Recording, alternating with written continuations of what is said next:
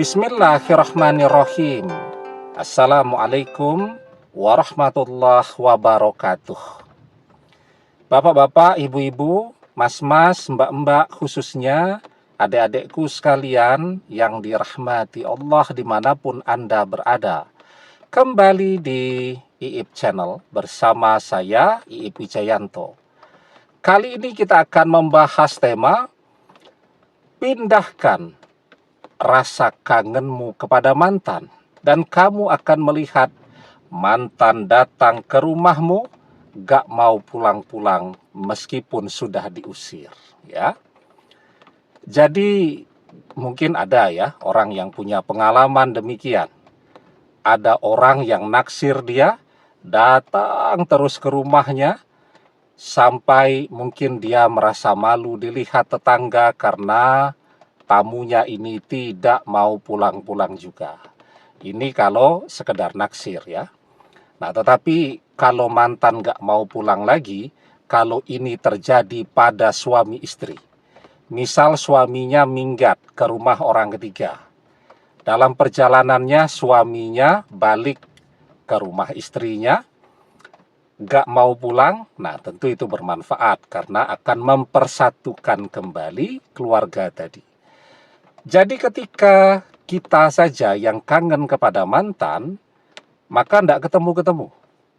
Maka agar mantan kembali, harus mantan yang kangen kepada kita. Artinya, rasa kangen ini kita pindahkan ke hatinya mantan. Agar mantan yang kangen datang, minta balik duluan, dan gak mau pulang lagi. Nah, jadi apa nih yang harus kita lakukan? Sebelum kita bahas lagi lebih jauh apa yang harus dilakukan, jangan lupa ya adik-adik yang baru menemukan channel ini untuk memencet tombol subscribe dan menyalakan lonceng notifikasi agar Anda selalu mendapatkan pemberitahuan video-video terbaru dari channel kesayangan kita ini. Dengan subscribe, doa-doa kita selalu terhubung sehingga kita selalu bisa berdoa bersama-sama ya. Dan jangan lupa subscribe itu gratis ya. Yang pertama yang harus kita lakukan, kalau kita terus kangen kepada mantan, maka tadi kita sudah punya pengalaman mantan jadi tidak kangen kepada kita, malah bosan dia. Kita selalu datang ke tempatnya, kita selalu nunggui di tempat dia kerja, di tempat dia kuliah, kita selalu miss call, diblokir nomor telepon kita beli nomor telepon baru, kita miss call lagi. Dia merasa bosan, merasa jengkel, dan merasa terganggu dengan kehadiran kita. Jadi ketika kita kangen terus kepada mantan, kita tidak pernah memberikan kesempatan kepada mantan untuk kangen kepada kita. Yang harus kita lakukan sekarang adalah berhenti merindukan mantan. Mesti banyak yang komen tuh, Ustadz kalau ngomong begitu mudah, tapi prakteknya sulitnya luar biasa. Jadi kalau rasa kangen itu mungkin tetap ada, tapi paling tidak kita berhenti ngejar-ngejar mantan. Kita berhenti ke rumahnya mantan. Kita berhenti ke tempat kerja, ke tempat kuliahnya mantan.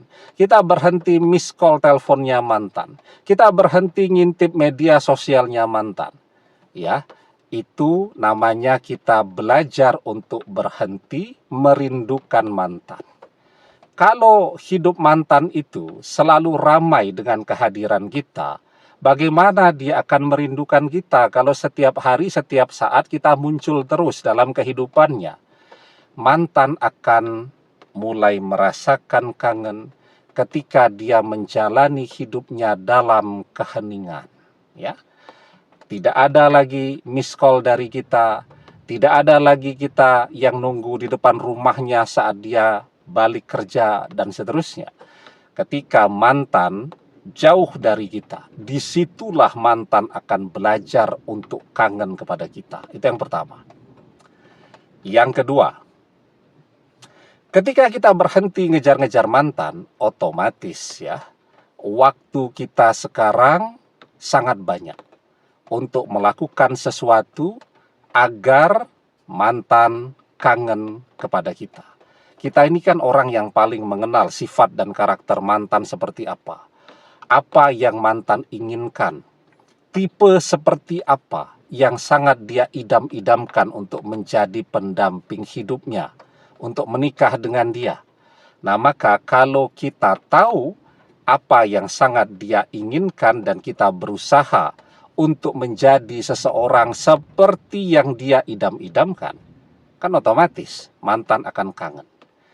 Kalau kita mau berusaha, kita akan bisa menjadi apapun yang kita inginkan. Kalau kita mau berusaha. Wa alaysa lil insani illa masya'a. Dan bahwasanya seorang manusia tiada memperoleh selain apa yang telah diusahakannya. Kalau kita berusaha, kita akan mendapatkan hasil yang terbaik. Dan yang ketiga, jangan lupakan, hati manusia berada di dalam genggaman Allah. Innal quluba biyadillahi azza wa jalla yuqallibuha. Sesungguhnya hati berada di dalam genggaman Allah dan Allah yang membolak-balikkannya. Karena itu, ketika kita menginginkan mantan, jelaskan kita sudah melakukan sesuatu agar mantan tertarik kepada kita. Jangan lupakan mendekat kepada Allah. Ya, kita minta kepada Allah agar hatinya mantan yang sekarang berpaling dari kita untuk berpaling melihat kepada kita kembali. Kalau kemarin berpaling menjauh, sekarang mantan berpaling mendekat kembali. Ya, kita minta kepada Allah agar di dalam hati dan pikirannya mantan itu hanya ada kita setiap saat, setiap hari. Ya, dan kita tambah dengan amalan kita. Kita bisa mengirimkan surat Al-Fatihah setiap selesai mengerjakan sholat fardu untuk hatinya mantan, agar hatinya bergetar, ya, dari melupakan jadi teringat kepada kita.